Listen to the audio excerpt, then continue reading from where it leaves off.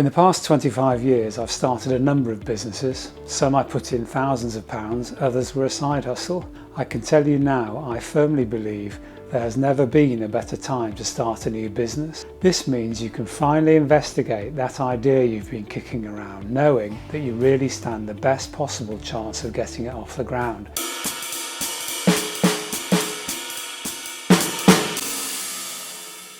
There are some times when you feel like you might be swimming against the tide if you were to start up a new business venture at this time, but I'm going to explain 4 reasons why I think that now looks like one of the best times that I can remember to actually launch a new business, whether large or small. So let's start with the first, and it's a well-documented worldwide phenomenon that almost everybody is aware of and is a huge gift for anybody contemplating going it alone from their current job. The pandemic has comprehensively kicked open the door for staff of companies working from home. I know it's not universally available, but it is an idea whose time has come, and millions can take advantage of it, especially if you're looking to start up something else.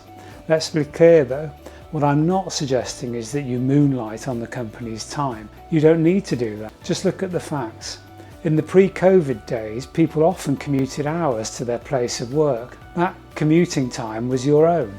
Now, all of that time has been saved if you work from home. You don't need to worry that you should actually be working for your company. They never paid you for this time. It's your own. Use it to start something else. That's a massive transfer of one of the most valuable things you can possibly have when looking to start something new: time. So moving on to number 2, when people talk about new businesses, they always talk about barriers to entry.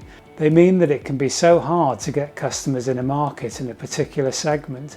You might have to invest huge sums in equipment or staff, for example. But now the barriers to entry are about as low as they've ever been, especially in areas where individuals tend to be starting new businesses. For example, if you're thinking of capitalising on your knowledge or skill by setting up as a consultant, previously you might struggle to get into a blue chip organisation, or you might have to travel the world to get in front of the few firms that require your skill. But now you can do so much virtually. Firms will happily sit and have a virtual appointment with you no matter where you are. Also, the sheer number of new technical roles has revolutionised the market, and the market for talented individuals especially. The job market used to have a certain stigma if people move firms. Now, anywhere where specialist skills are required, the idea of being stuck with one employer almost seems weird. Finally, you just don't need the money these days that you did to get into a market. Here's a small example: publishing. We all know that's been revolutionised. Barriers in the pre-internet world were practically insurmountable for most people, but now you can get a book published and onto the market literally for free if you have a laptop.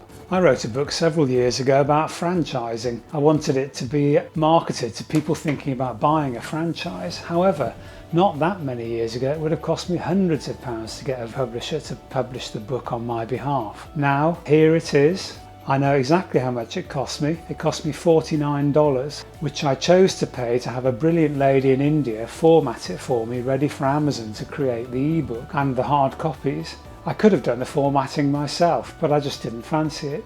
So, number 2 is historically low barriers to entry. Number 3 is regarded as a huge downside by established firms who see it as a threat, but AI can really be the startup entrepreneur's friend.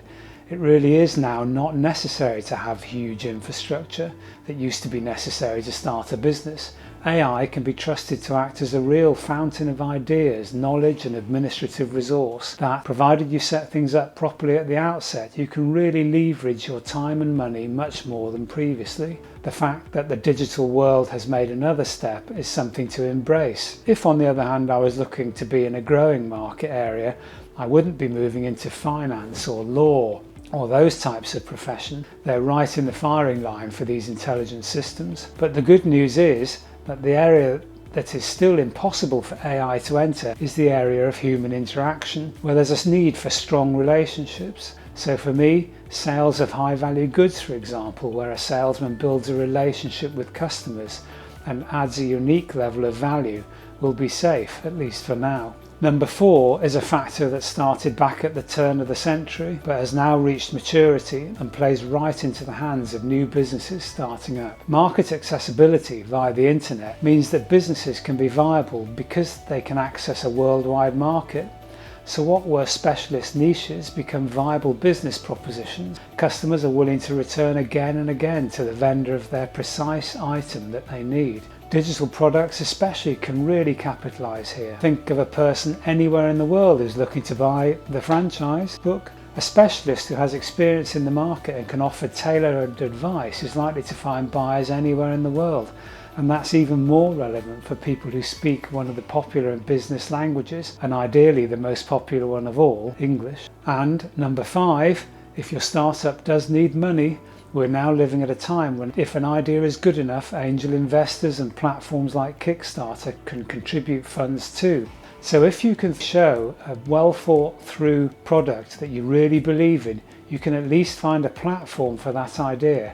Whereas even 10 years ago, in many cases, that wasn't the case. And that leads us on to number 5.5.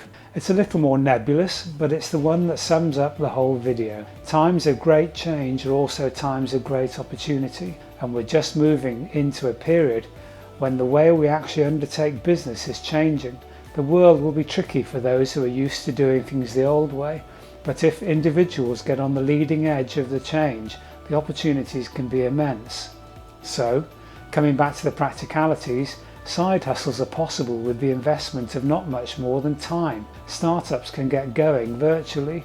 Unique skills in the arts and the creative areas will be at an absolute premium. For individuals with that skill and talent, this is just the start, and there's never been a better time to move into your own business. So good luck. Keep subscribing to this channel. You'll be finding that I'm spending a lot of time on the easiest way to start up your own business.